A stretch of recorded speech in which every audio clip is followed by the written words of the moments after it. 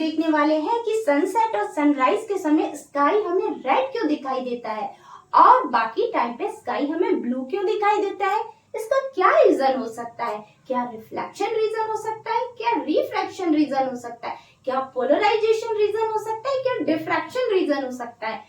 नहीं, इसका रीजन है स्कैटरिंग ऑफ लाइट। मतलब कि लाइट की जो स्कैटरिंग होती है, जिस लाइट की सबसे ज्यादा स्कैटरिंग होती है और जो हमारी आईज तक आती है, इसी कारण हमें कोई भी कलर दिखाई देता है। तो आप देख सकते हैं कि सन से आने वाली जो लाइट होती है वो हमें यहाँ के अर्थ के सरफेस पे मिलती है।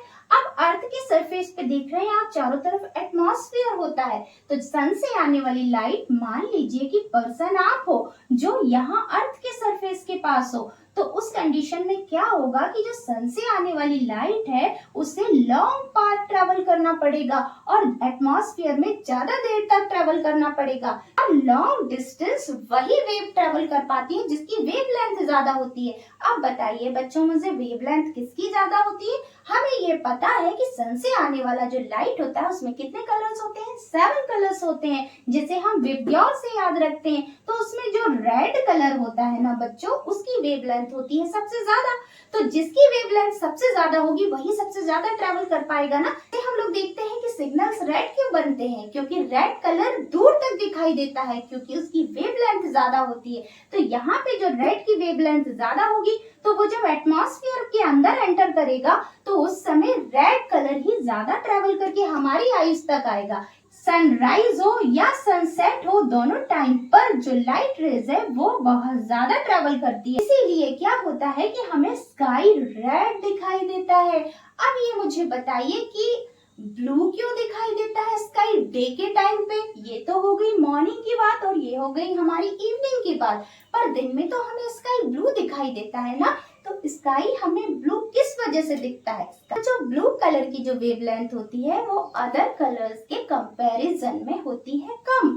इसलिए क्या होता है, जब अर्थ रोटेट करती है अपनी एक्सिस पर, तब जब की कंडीशन ये आती है कि हमारी पोजीशन यहाँ होगी तो सन से हमारा डिस्टेंस हो जाएगा शॉर्ट, और अगर शॉर्ट डिस्टेंस हो गया तो इसका मतलब है कि यहाँ पे जिस कलर की वेवलेंथ कम होगी उसकी स्कैटरिंग होगी ज्यादा, और इस वजह से हमें यहाँ पे स्काई दिखता है ब्लू। तो इसका मतलब है कि स्कैटरिंग ऑफ लाइट ही रीजन हुआ जिसकी वजह से हमें स्काई रेडिश दिखाई देता है सनसेट और सनराइज के टाइम पे, और बाकी टाइम पे हमें कैसा दिखाई देता है? ब्लू दिखाई देता है।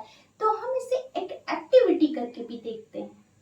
बच्चों, जैसा कि हमें मालूम है कि जो लेजर बीम है ये मोनोक्रोमेटिक है, मतलब अभी मुझे इसकी बीम दिखाई नहीं दे रही है इतनी क्लियरली, पर जैसे ही मैं फॉग डालूंगी,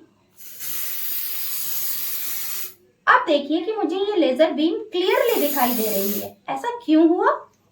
तो बच्चों, आपने इस एक्टिविटी से देखा कि जैसे ही मैंने लेजर लाइट को पास किया, जो कि एक मोनोक्रोमेटिक लाइट है, मुझे दिखाई नहीं दी बीम, पर उसके बाद क्या हुआ कि जैसे ही मैंने इससे फॉग किया तो क्या हुआ कि इसके जो पार्टिकल हैं वो लेजर बीम से जाके टकराए, और हुआ क्या? स्कैटरिंग हुई, और स्कैटरिंग से क्या हुआ? मुझे इजीली बीम दिखने लगी। तो ये कि अर्थ के चारों तरफ एटमॉस्फेयर है, जबकि स्पेस की बात करें तो वहाँ पे पूरा ब्लैक है। इसका मतलब है कि सन से आने वाली जो लाइट है वो स्पेस से जब पास होती है तो वहाँ एटमॉस्फेयर नहीं है, इसलिए सारा का सारा डार्क है। अब जैसे ही वो अर्थ के एटमॉस्फेयर में एंटर करती है, वहाँ पर क्या हो जाता है? हमें सारी चीजें विजिबल होने लगती है, सब कुछ हमें दिखाई देने लगता है, क्योंकि वहाँ पे क्या हो जाती है? स्कैटरिंग हो जाती है, और स्कैटरिंग की वजह से हमें अर्थ के सरफेस पे सारी चीजें बहुत अच्छे से दिखाई देती हैं। तो सारी चीजों को देखने का जो रीजन होता है वो हमारा स्कैटरिंग ऑफ लाइट है।